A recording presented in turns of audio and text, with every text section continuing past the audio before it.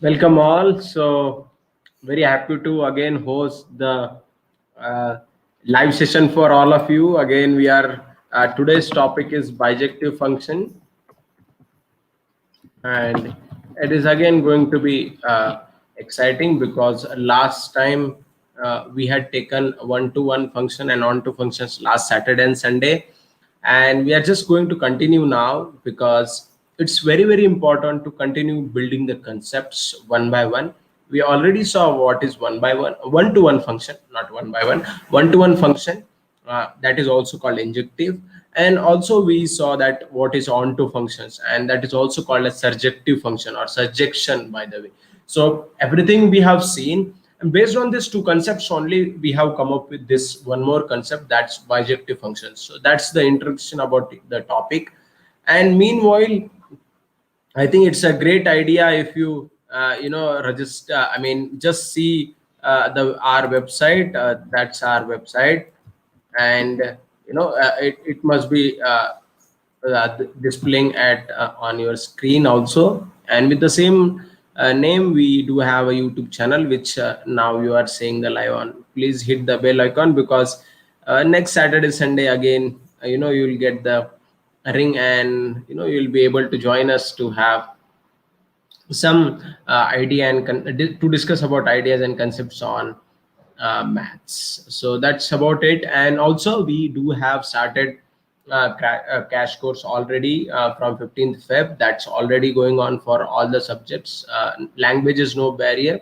And also we would be starting a very short course. I would not call it short, but it's a really important course, maybe for 15 days, or maybe more than maybe like 3 weeks or so. But yes, we have been thinking on it a lot. We have been planning on the same, and we would be starting it on coming 8th March. That's I think that's maybe on Monday, right? I mean, today's 6th, that's Saturday, and tomorrow Sunday, and yes, day after tomorrow, that's Monday, we would be starting. And you can see the link is also given. We will add that link in the description as well, as and when we will roll out this for you on YouTube. We will add that description on the link, on the description also, the same link. But for now, you can see there also.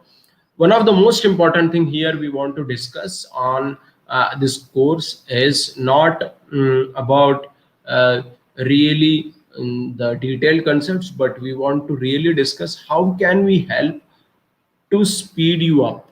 That's the mindset we want to have in this course, because as soon as you see the paper, we want you to get that feeling. The link is still there, and I want you to see it. So the thing is, you can, as soon as you see the thing, and uh, you feel that, okay, I should be solving this question or not. So that confusion we want to remove, and we also want to speed up your concepts and use of formulas. We want to fine tune the use of formulas and calculation. We want to speed it up. So these are the things which will help you cover your paper within time, and also it will help you build a confidence. That's our goal of that course, which we have been starting. We already enrolling the students, and yes, today and tomorrow, that's the days, right? I mean, after 8th or 9th March, we won't be able to enroll many of you, right? I mean, yeah, so it's a great idea if you can just enroll to this you know the link for the form is also given. We will add on the YouTube, I mean the video, when we have the discussions and everything. So that's about it, and I hope we are good to go. And give me a minute, I would be sharing my screen. So that's mm, so yes.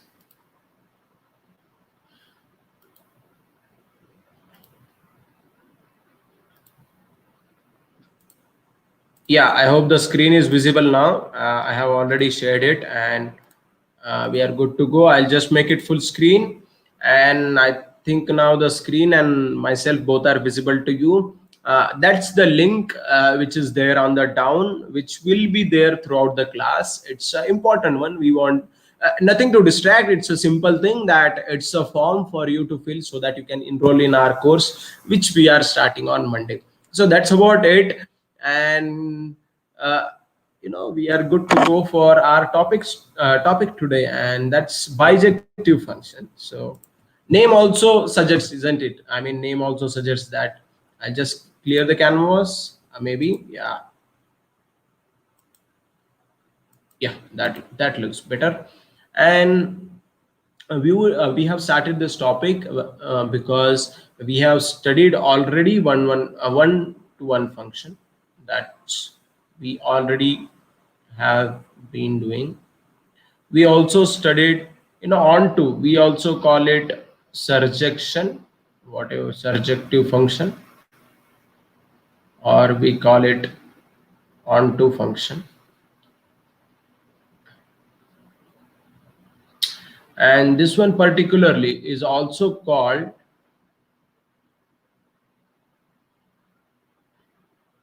this is also called injective function. So we have seen this injective function, how we have seen all the ways by which I can understand the function is injective or not. We also have seen all the ways by which I can understand whether the function is surjective or not. So both the things we have seen. And what is a bijection or bijective function? What is a bijective function? I can simply say that a function which, so there is no need to discuss the formal definition of it the way we did on one function, for one function and onto function. We don't have to do it, because the reason being, actually bijective function is a function which is both one and onto. If the particular function satisfies both the criterias, I think it's good to say that the function is bijective function. So that is what it is. Nothing much as a formal definition to it, but the function which is both one and onto function is called bijection. So there is a function which satisfies the properties of one function. Of course, there is a function again. It's same satisfies the onto function also. If that is the case, then we will call that given function is bijective function. Now we would like to see one example for that. Of course, I forgot. This is also called one. I forgot the name. It's called one-to-one correspondence. Yeah, I remember now. Yeah. So it's also called one-to-one correspondence. Okay. So don't confuse it. So I'll straight away take the example. Show that the function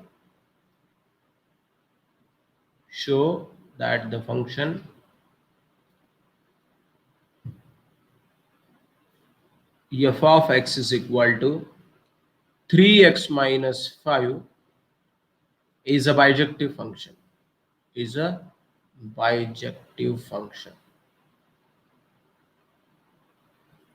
These are the kind of examples that are going to be asked in the exam. Show that the function, if it is bijective or not, or show that the function is not bijective, or whichever way it is asked. So that is how it is. So they are going to be basically two steps. First is check one. We will check whether it is one or not, and then we will check whether it is onto or not. Once we have these two ideas, then we can, okay, how do we do that when the function is given? See, whenever the sets are given, we draw those diagrams, the oval shapes on the either side, and then you see if it is each element is mapping with another element of set B. So that we do when set is given. Here the sets are not given, or the relation is not given directly. Here it is said f of x is equal to 3x minus 5, x takes all the real, okay, that I forgot, x belongs to R, is a bijective function. X takes all real values, and that's all you have to prove. In such a cases, we cannot, as I said in last time also, we will have to assume the formula, the values of x, then calculate some values of f of x, and then see if it is one. We don't have to do that. It's a simple thing. What is that? If f of x1 is equal to f of x2, if I take, then do I get x1 is equal to x2? What does this mean? F of x1 is equal to f of x2. If I take, then do I get x1 is equal to x2? What does that mean? That x1 has only one value, such that for that f of x has only unique value. So that's what it means, right? So let's take that. Let f of x1 is equal to f of x2, and we will check what it is. So 3x1 minus 5 is equal to 3x2 minus 5. I can cancel minus 5 and minus 5, and because it's constant, easily I can cancel it, and the next one will also get cancelled. So that will become, 3 will get cancelled, sorry, that will become, therefore the function is 1.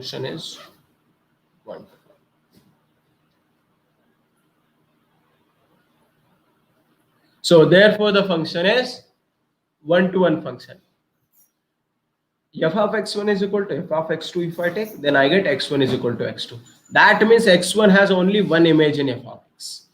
That means what? X1 has only one image in f of x. If f of x1 is equal to x2 and x1 gets the one value, what does that mean? X1 or x2, whichever way you say, has only unique value in f of x. So that's what it means. And go for the second. Check on how do we do that. We consider the given function as y is equal to f of x. We solve it, and we express x in terms of y, and then we go back into the function. We substitute x, whatever the value in terms of y has come, and see if we can get again y. See if it can get y. So I'm assuming y is equal to f of x, and at the end of that process, if I get f of x is equal to y, I can say that function is onto. So let's do that. Y is equal to f of x, we are going to assume. That also means that y is equal to 3x minus 5. So x will become y plus 5 by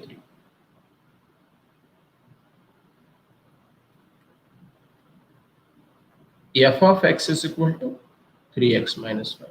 And therefore f of y plus 5 by 3, because we have calculated the value of x in terms of y. So whatever value we have got at the end of that process, that same value we have to take. In this case, it is y plus 5 by 3. So the same value we will be taking, and we would be checking that instead of x, if I put the value in terms of y, do I get x back again, y back again? So that's what it is. So y plus 5 by 3. In place of x, substitute the value y plus 5 by 3 minus 5. 3 will get cancelled. 3 will get cancelled. Y plus 5. So that will get cancelled y. Therefore f of x is equal to y, and therefore the function is y.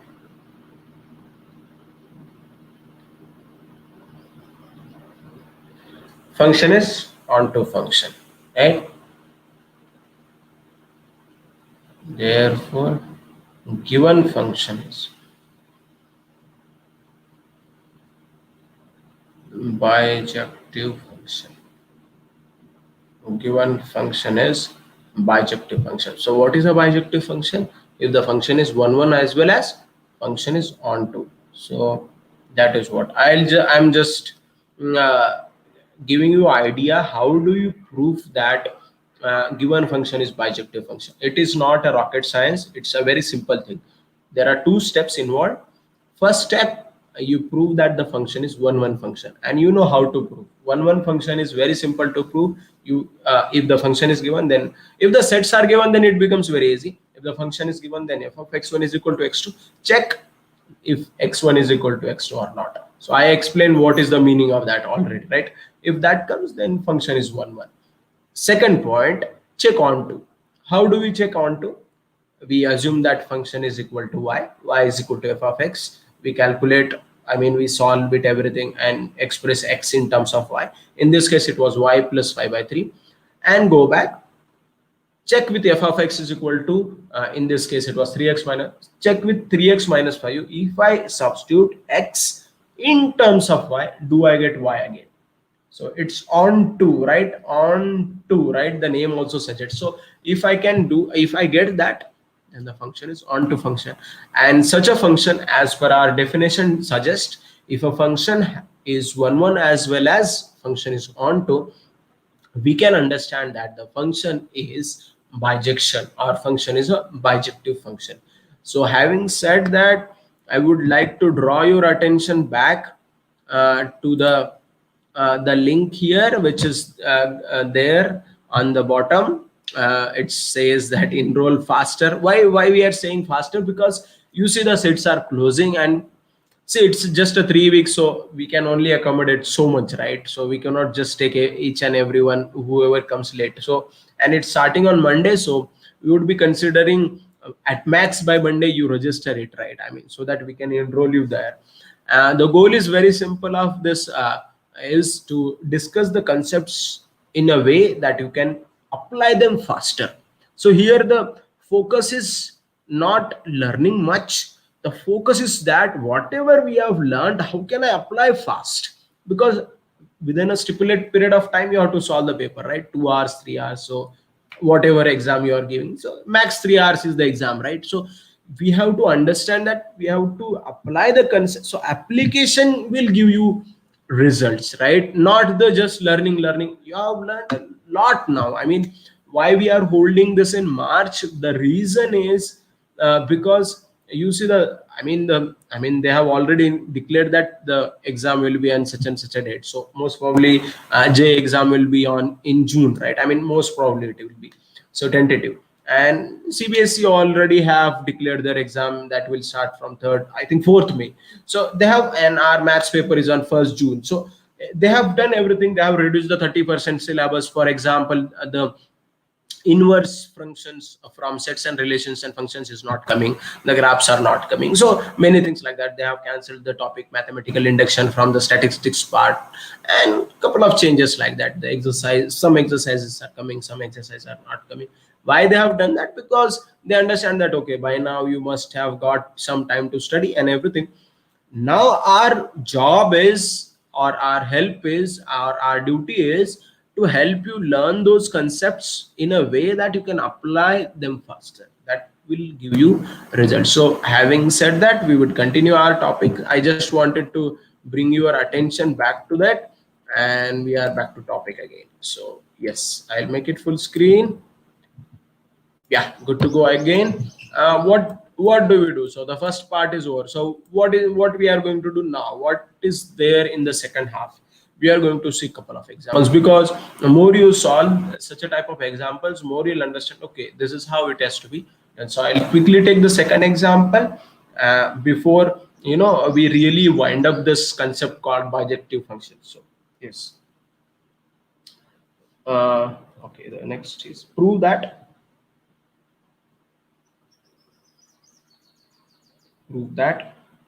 the function, again it's function, so we will have to apply the concepts r minus 2 to r minus 5 defined by f of x is equal to 5x minus 1 upon 5x plus 1 upon x minus 2 is bijective.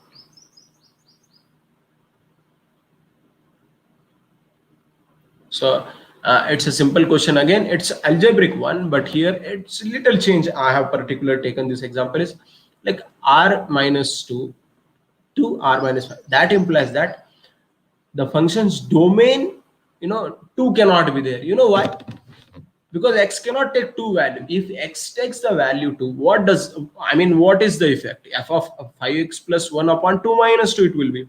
So the function won't exist, right? It will be f of x infinity. So it cannot happen, right? I mean, we cannot do that.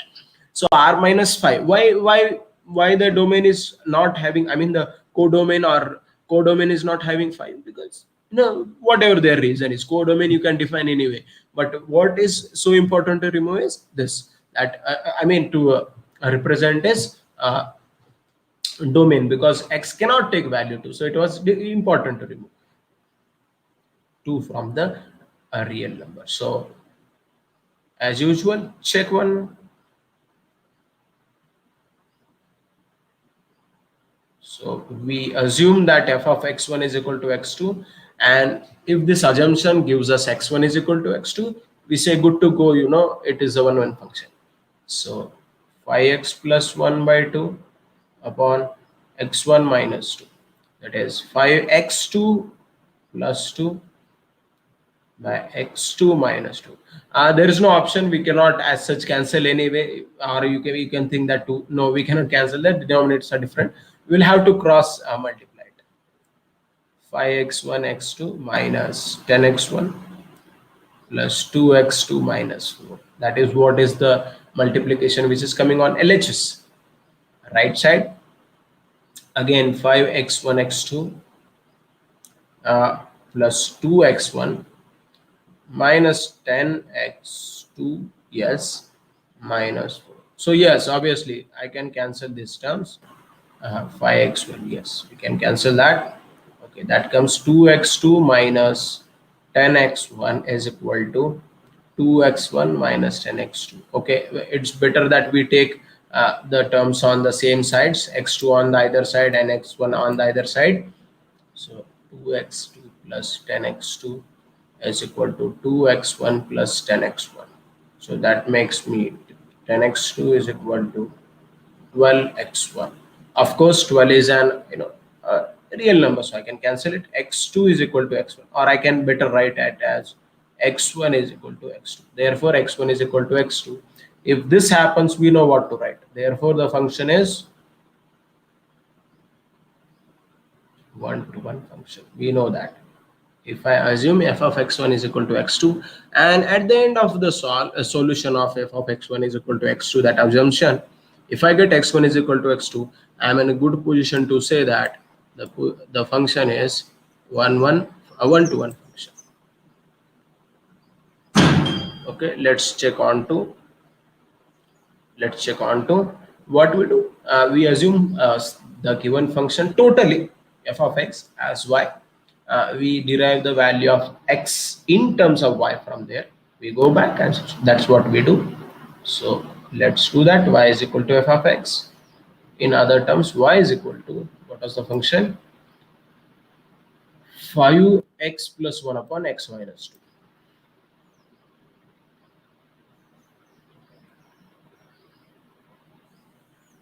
On x minus 2. Okay, we will have to express this in terms of x in terms of y, so we will have to simplify it. Xy minus 2y will become 5x plus 1. I will take xy minus 5x here and make it 2y plus 1. That's better, and I can take x common from here and say it is y minus 5, so it becomes 2y plus 1. So x in terms of y has become 2y plus 1, 2y plus 1 divided by y minus 5. Therefore, x in terms of y is 2y plus 1 upon y minus 5. We go back and check whether this is giving me back y, because now I have taken y is equal to f of x on 2. No, remember that, on 2. So y is f of x I have taken. Now f of x should give y, right? On 2, it should come on y again. So y is equal to f of x I have taken, and f of x should again come y. So let's do that. So I know f of x is equal to 5x plus 1 upon, what is that, x minus 2. Okay, put the value of x and get the answer.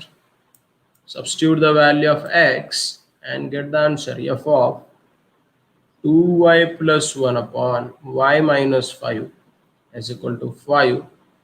2y plus 1 upon y minus 5 plus 1. That's the whole numerator. Okay, come back. 2y plus 1 upon y minus 5 minus 5. That is what it is. We'll have to simplify it for sure, because this does not give us any idea, so we will have to do that. So 10y plus 5 plus y minus 5, right? Cross multiplication, whole divided by y minus 5, divide by 2y plus 1 minus 5y plus 25, again divide by y minus 5. So this will cancel out and this will become 11y. That's all will remain. I don't think so anything else it will remain. It will just remain 11y, and this will be like minus 3y plus 25. Let's check again if the calculation is right. 10y plus 1, yeah, 10y plus 5 plus 1, that is y minus 5. Very good. So 11y it is, and 5 I cancel, y minus 5. So 2y plus 1 minus 5y plus 25. So that is what it is. So 11y upon y minus 5 divided by 2y minus 3y plus 26 upon y minus 5. So this will get cancelled. So 11y by minus 3y plus 26. Ideally we should get what? Ideally we should get only y. So we will check the calculation again so that we don't miss out on anything. Okay, what was that? 5x plus 1 upon x minus 2. So it becomes xy minus 2y equal to 5x plus 1. Very good. So xy minus 5x, and this becomes 2y plus 1. So I will take x common, then it becomes y minus 5. Very good. And 2y plus 1 as it is. So 2y plus 1 as it is divided by y. So value of x is perfect. 2y plus 1 upon y minus 5. Okay, then 5. Oh, it is 2 here, it is not 5. Okay, that's the mistake we have done. Here it is 2, x minus 2 it is. 5x plus 1 upon x minus 2. So that's the mistake. So 10y plus 5, that is correct. Okay, the numerator is not an issue, but the mistake is here. 2y plus 1 minus 2y. So you will have to rub this whole portion because that's wrong. So minus 2y plus 10. Yeah. So that's make us 2y cancel, and 1 plus 10, 11.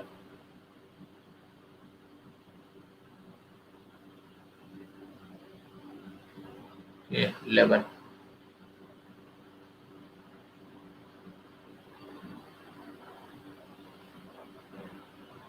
Yeah, I'm sorry for that. I mistakenly have taken 5 instead of 2. So that was the mistake. So therefore f of x is equal to y on 2. Again it has come y. Therefore the given function is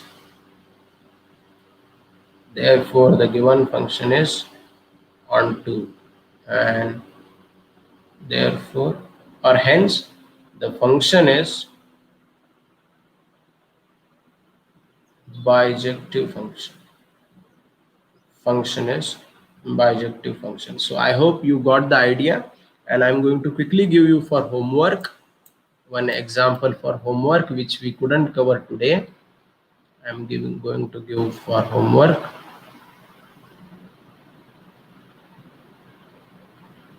Very good. Yeah. Third example, prove that the function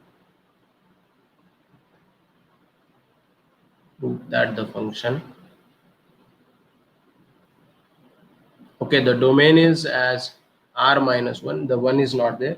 Okay, in codomain is also 1 is not there. Defined by f of x is equal to x plus 1 upon x minus 1 whole cube is bijective function.